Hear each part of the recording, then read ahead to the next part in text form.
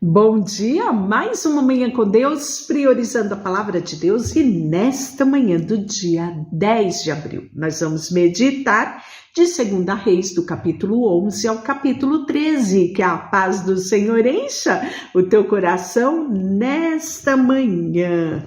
Lembra que ontem, no devocional de ontem, eu falei para você gravar bem um nome? O nome dela, Atalia. Ela volta ao cenário aqui no capítulo 11 e você vai descobrir quem era essa mulher. A audácia, assim, a crueldade dessa mulher. Vendo Atalia, mãe de Acasias, que seu filho era morto, levantou-se e destruiu toda a descendência real. Mas Jeoseba, filha do rei Jorão, irmã de Acasias, tomou Joás, filho de Acasias, e o furtou dentre os filhos do rei, aos quais matavam, e pôs ele e a sua mama numa câmara interior, e assim esconderam de Atalia, e este não foi morto. Jeoseba o teve escondido na casa do Senhor 6 anos. Nesse tempo, Atalia reinou sobre a terra. Olha que audácia, que crueldade dessa mulher. Ela matou os próprios netos, os próprios descendentes para tomar o trono do próprio filho, né? No 7º ano, mandou o sacerdote Joiada chamar os capitões dos cários e da guarda e o fez entrar à sua presença na casa do Senhor. Fez com eles uma aliança e um juramento na casa do Senhor e lhe mostrou quem? O filho do rei, que estava escondido, que tinha escapado da matança que a sua avó tinha feito. Então lhe deram ordem, dizendo: esta é a obra que haveis de fazer. 1/3 parte de vós que entrais no sábado farás guarda na casa do rei, e a outra 1/3 parte estará no portão de sul, e a outra parte no portão de trás da guarda. Assim fareis guarda e defesa desta casa. Os 2 grupos que saem no sábado, todos farão a guarda na casa do Senhor junto ao rei, né? Então fizeram uma aliança, foi colocado a eles, né, que havia sim um rei vivo, havia sim um descendente do trono, né? E eles montaram um esquema de segurança para preservar a vida deste menino, né? Que era o filho de Acasias. Então Joiada fez sair o filho do rei, pôs-lhe a coroa e lhe deu o livro do testemunho. E eles o constituíram rei e o ungiram e bateram palmas. Viva o rei! Ouvindo Atalia o clamor dos guardas e do povo, veio para onde se achava, na casa do Senhor. Olhou e eis que o rei estava junto à coluna, segundo o costume da época, e os capitões e os tocadores de trombeta junto ao rei, e todo o povo da terra se alegrava, e tocavam trombetas. Então Atalia rasgou seus vestidos e clamou: traição, traição! Olha quem fala, né?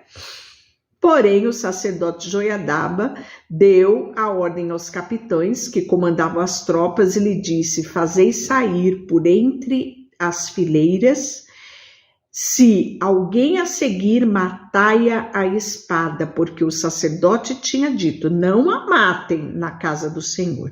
Lançaram mão dela e ela, pelo caminho da estrada dos cavalos, foi à casa do rei, onde a mataram. E aí Joiada fez uma aliança entre o Senhor e o rei e o povo, para serem eles o povo do Senhor, como também entre o rei e o povo. Então todo o povo da terra entrou na casa de Baal e derribaram, despedaçaram os seus altares, as suas imagens, né? E a Matã, que era sacerdote de Baal, mataram ele perante os altares, né?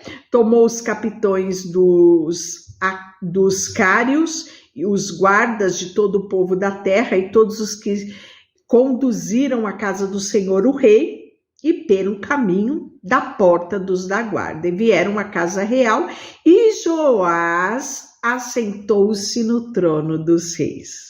Alegrou-se todo o povo da terra e a cidade ficou tranquila, depois que mataram Atalia a espada junto à casa do rei. Então Joás, da idade de 7 anos, quando o fizeram rei. E aí nós vamos ver o reinado de Joás. No 7º de Jeú, começou Joás a reinar e reinou 40 anos em Jerusalém. E era o nome da sua mãe Zíbia de Beceba. Fez Joás o que era reto perante ao Senhor, todos os dias em que o sacerdote Joiada o dirigia. Olha a importância desse sacerdote na vida deste povo, não é?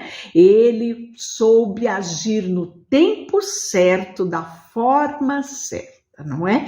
E ele conduziu o reinado. Olha só, tamanho não é documento, não é? Nós podemos ver que Joás, né, ele reinou 40 anos e ele começou o reinado aos 7 anos, né? Ali sobre o comando, sobre os cuidados, sobre a mentoria de quem? De Joiada, que era o sacerdote. Então, somente os altos não se tiraram e o povo ainda sacrificava e queimava incenso nos altos, né? Disse Joás ao sacerdote: todo o dinheiro das coisas santas que se trouxer à casa do Senhor, a saber, a taxa pessoal, o resgate da pessoa segundo a sua avaliação, todo o dinheiro que cada um trouxer voluntariamente para a casa do Senhor, recebam o sacerdote, cada um dos seus conhecidos, e eles reparem os estragos da casa onde quer que se encontre. Lembra no reinado de Atalia? Ela não só usurpou, mas ela fez uma depredação no templo, né?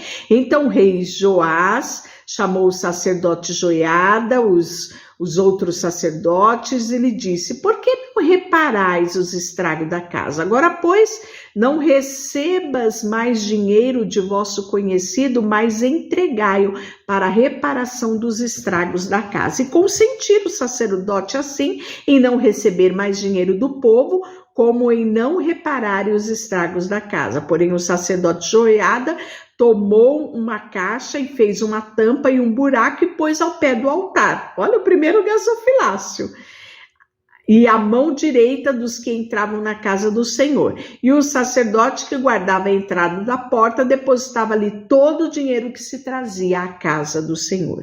E quando viram que já havia muito dinheiro na caixa, o escrivão do rei subiu ao sumo sacerdote, contaram, ensacaram o dinheiro que se achava na casa do Senhor.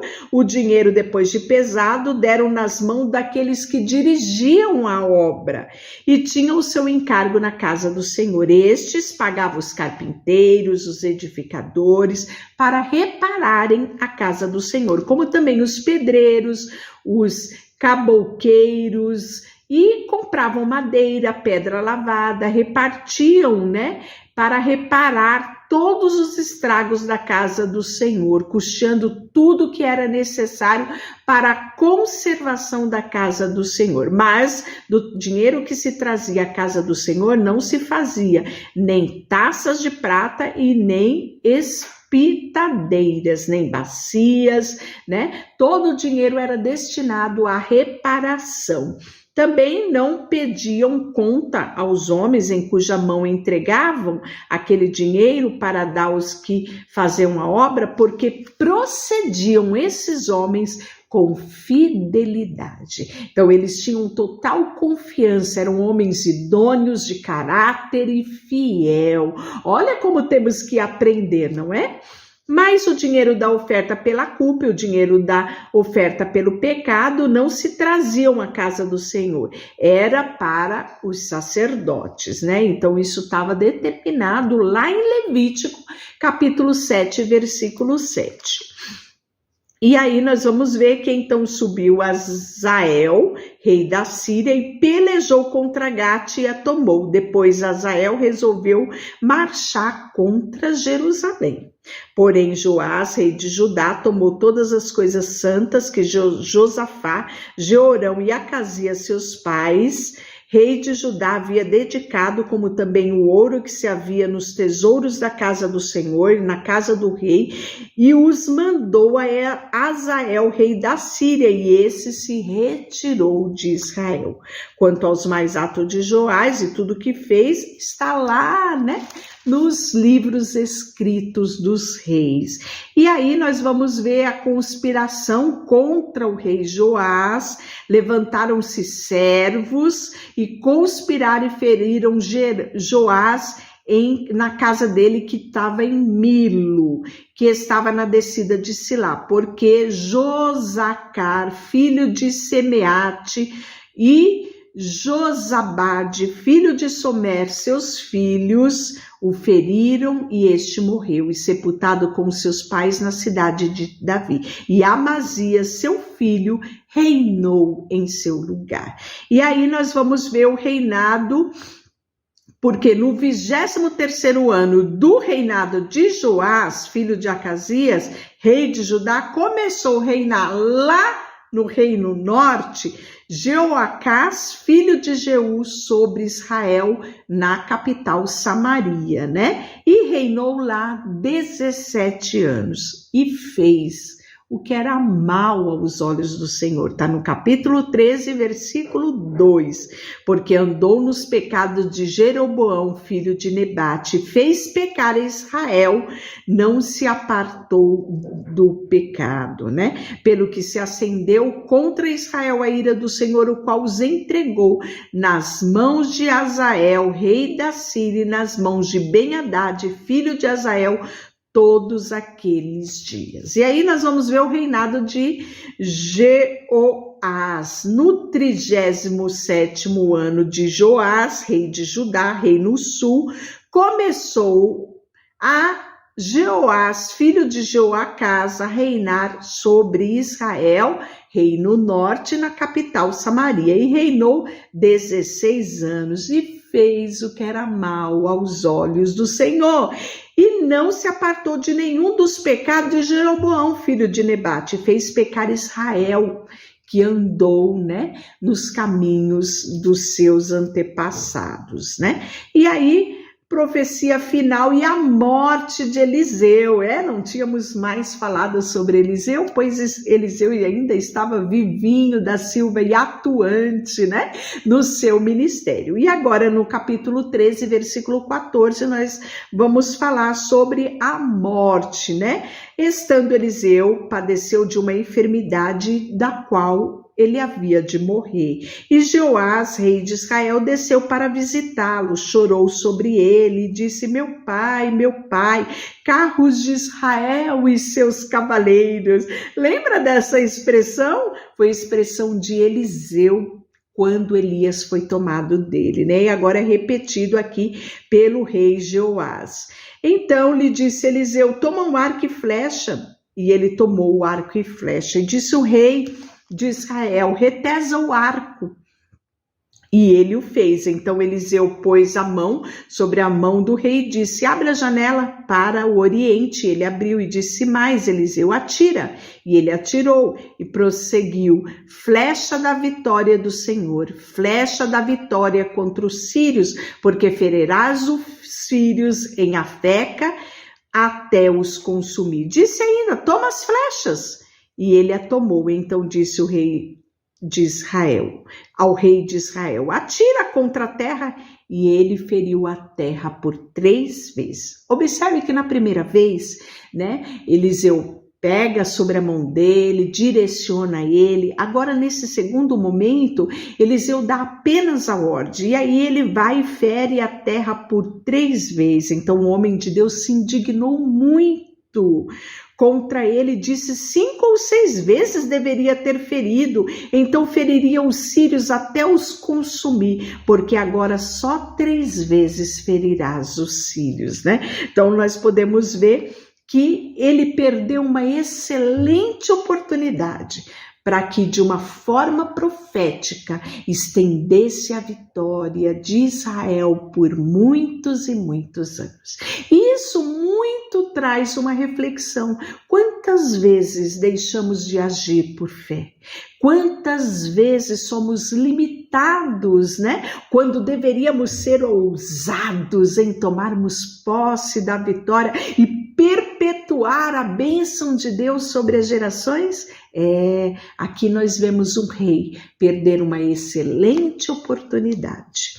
E aí, né, amanhã nós vamos falar sobre o reinado de Amazias, né, que é rei sobre Judá. Deixa eu orar por você, Senhor, nesta manhã. Colocamos diante de Ti o nosso coração, a nossa vida, tudo o que temos e tudo o que somos. Em nome de Jesus, amém. Deus te abençoe.